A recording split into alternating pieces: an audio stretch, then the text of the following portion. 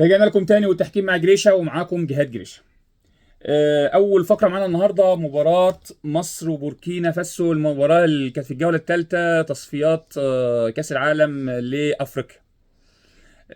ماتش مصر، طبعا ماتش مصر قبل كده ماتشين لمصر 6 بونت، وكان ماتش مهم بالنسبة لنا ماتش بوركينا المنافس الأساسي معانا في المجموعة.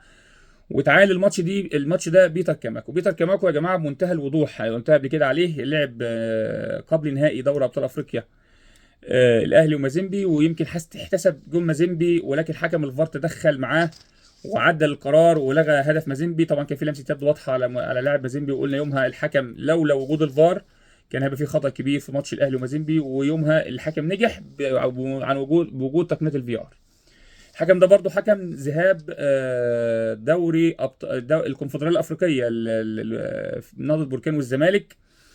ويوم الماتش ده كان في ركله جزاء لنهضه بركان ما احتسبهاش، وحكم الفي ار استدعاه واحتسب ركله جزاء صحيحه لنهضه بركان يومها امام الزمالك، ولولا وجود حكم الفار ما كان احتسب ركله جزاء. بيتر كاماكو عن طريق تاريخه التحكيمي كله، يمكن انا عاصرته فتره كبيره ولحقني يعني في الاتحاد الافريقي وبطلت. الراجل ده من يوم ما شفته ما احتسبش ركله جزاء لوحده. مش من النوع اللي بيحتسب ركله جزاء، يمكن ركله الجزاء اللي احتسبها كلها كانت الفار اللي هو اللي اداها له، وبالتالي لما يجي في ماتش زي ماتش مصر وبوركينا وما يحتسبش ركله جزاء انا ما كنتش مستغرب، لانه ما بيحتسبش ركله الجزاء لوحده. ماتشات تصفيات كاس العالم مشكله كبيره عدم وجود تقنيه الفي ار. ليه السبب؟ عشان بس الناس تبقى فاهمه. انت عندك ملاعب في افريقيا ما عندهاش رخصه الفي ار. الملاعب لازم تاخد رخصه، زي ما الحكم الساحه عنده رخصه الفي ار، حكم الفار عنده رخصه الفي ار، برضو الملعب لازم يكون عنده رخصه الفي ار عشان يتلعب عليه ماتشات بتقنيه الفي ار. وبالتالي بنتكلم ان الملاعب افريقيا غير متاحه ان يبقى فيها كلها رخص الفي ار، وبالتالي كان قرار الاتحاد الدولي ان تصفيات كاس العالم لافريقيا كلها بدون الفي ار. وده طبعا كل سنه كل مره كل تصفيات كاس العالم بيبقى عندنا مشاكل تحكيميه ومشاكل بتوصل فرق لكاس العالم، ومشاكل بتخرج فرق من كاس العالم لعدم وجود تقنيه الفي ار، اخطاء تحكيميه موجوده في المباريات. هنخش بقى على طول بعد المقدمه دي على ماتش مصر وبوركينا. هقول لكم ان في الدقيقه 13 كان في خطا على حمدي فتحي، والخطا اللي عمله المهاجم بتاع بوركينا عمله بتهور. الحكم احتسب الخطا وما اداش انذار للاعب بوركينا، وكان انذار واضح للتهور، لاعب بوركينا ما خدوش في اللقطه دي. في الدقيقه 32 كان في ركله حره مباشره وانذار للاعب بوركينا، هجمه واعده وقرار صحيح من الحكم، والقرار في مجمله كان صحيح، ركله حره مباشره وانذار لاعب بوركينا، كان في هجمه واعده لمنتخب مصر في اللقطه دي. في الدقيقه 38 الخطا الاكبر للحكم في المباراه، في اهمال من حارس مرمى بوركينا، رجل في رجل مع تريزيجيه، وكانت ركله جزاء صحيحه لم تحتسب لمنتخب مصر. ليه ما حسبش الحكم اللقطه دي؟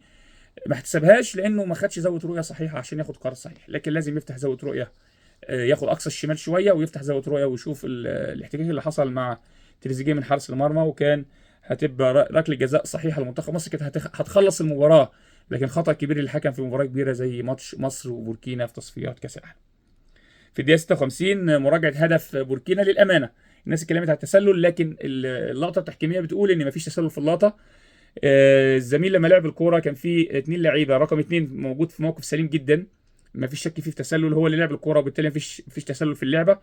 حتى الراجل رقم 19 اللي كان الناس بتتكلم ان هو في موقف تسلل، لا، كانت في رجل امام عاشور متاخره شويه هي اللي كانت مغطيه التسلل، وبالتالي الهدف صحيح.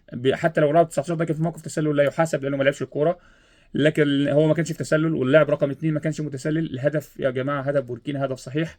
احنا لما بنتكلم على لقطه تحكيميه بنتكلم عليها مجرده من مشاعرنا، مجرده من ان احنا عايزين منتخب مصر يكسب. احنا في الاخر بنتكلم كتحكيم، ولما بنتكلم كتحكيم بنتكلم بمنتهى الوضوح، لمين على مين مش فارق معانا، احنا بنتكلم كتحكيم وبنتكلم بصراحه، وجمهورنا خد مننا ان احنا طول الوقت بنتكلم بمنتهى الوضوح ومنتهى الصراحه. وهدف بوركينا هدف صحيح، مفيش فيه تسلل باي حال من الاحوال. في الدقيقه 64 كان في تسلل صحيح، تسلل على منتخب مصر عند المساعد الثاني، كان تسلل صحيح والمساعد رفع الرايه وكان قرار صحيح من المساعد الثاني. في الدقيقه 65 كانت في حارس مرمى من بوركينا، وده الخطا الاكبر برضو للحكم مع ركله الجزاء. حارس مرمى بوركينا خرج ولعب الكره من امام مصطفى محمد مهاجم مصر بايده خارج منطقه الجزاء، الحكم ما احتسبش ركله حره مباشره ولا خد قرار اداري. اللقطه دي كان لازم يتدخل فيها الحكم المساعد، بيقول له لا، الحارس لعب الكره بره منطقه الجزاء، وكانت فرصه محققه لمصطفى محمد، وكانت اللقطه دي هيبقى فيها ركله حره مباشره لمنتخب مصر مع طرد حارس مرمى بوركينا. الحكم ما خدش قرار حتى الفني ولا القرار الاداري، وكان خطأ كبير للحكم في المباراه بعدم طرد حارس بوركينا في اللقطه دي.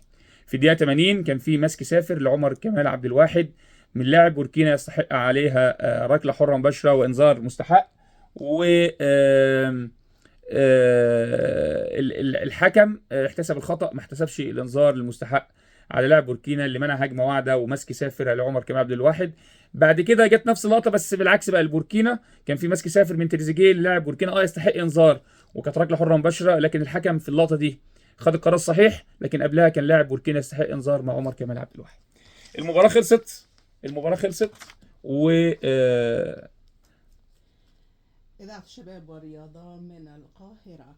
وتنضم الآن موجاتنا إلى موجات شبكة البرنامج العام تمهيد